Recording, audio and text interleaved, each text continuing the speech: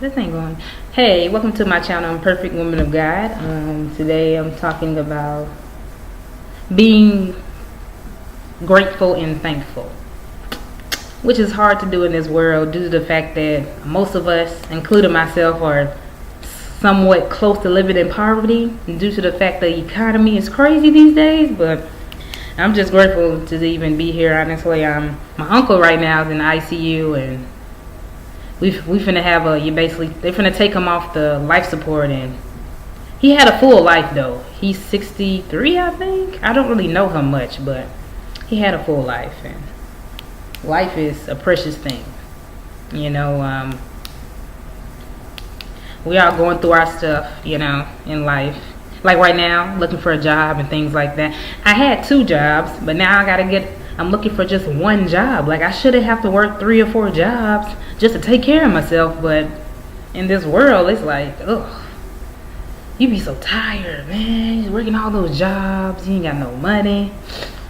You know, you got to apply for food stamps. Like, I know the struggle, people. Like, it can take a toll on you sometimes and make you feel as if God is not there to provide for you in a way. But at the same time, let's be real, half of us don't even ask. We never ask God to provide. So I've been doing that lately, asking God to provide for me so that I can continue to, become a better me, and work on my relationship with the Lord, Because I feel like finances is kind of distracting me from doing what I need to do. And I'm also thinking about, maybe college, But I'm not going to go do things again without asking God, because I've tried it so many times in life. Doing things by myself without God, it never turns out well. So I'm gonna do the more of a common sense thing, and the wisdom God gives me, and use that, and discernment. You have to have that, because without that, you're not gonna know nothing. You're not gonna know where to go, left or right. So I'm gonna read Psalms chapter 107, verse 1. Oh, give thanks to the Lord, for He is good, for His steadfast love endures forever.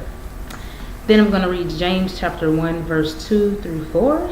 Thanking God for trials, Count it all, my brothers, when you meet trials of your various kinds, for you know that the testing of your faith produces steadfastness.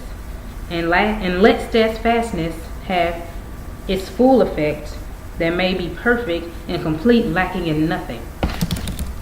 I know the things we go through, trials, and a lot of just things in general that are just bad that we go through in life. It's a way of testing our faith, and sometimes we allow our those bad things to tarnish it, and you become a person with little faith. You become a person that questions God, and, oh God, why you let this happen?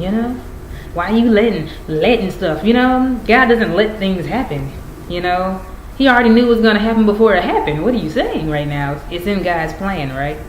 So I'm reading James chapter 1, verse 14 through 17. Gratitude for God's good and perfect gifts. That's pretty much, you can read that whole thing, But each person is tempted when he is lured and enticed by his own desires. Then desires, when it has conceived, gives birth to sin. And sin, when it is fully grown, breaks forth death. Do not be deceived, my beloved brothers. Every good gift and every perfect gift is from the Father of the lights, whom there is no variation, shadow due to change. That's James chapter 1 through 14 through 17. Yeah. Pretty much I like James. I read James before. I always would go back to James, to refresh myself or whatever. Because it has some good stuff in there, man. Like, especially for me personally, for my own traveling, I'm realizing that my desires, in a way, are blocking me from becoming a better person, because I'm so stuck on those desires due to living on earth and people, having their opinions on me or my situation in general. People have things to say, and sometimes, in a way, I guess I let that get to me in a way, and I feel as if I need to do these things to fit in the world, or people gonna think something's wrong with me. But then there's the other side of me is like, man, God got me. I'm not gonna sit here and conform and do what the world wants me to do,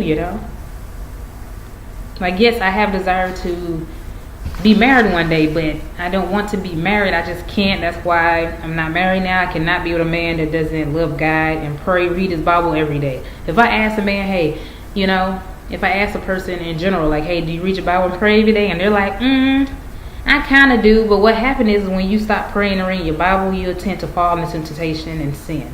I know because I've done it myself plenty of times. So I know you have to stay in your word. You have to stay praying every freaking time you can. Any chance you get, you want to pray, just pray. Talk to God. It's like, hey, this was going on. I'm kind of stressed, you know. Just talk to him. Oh my God, my back is full.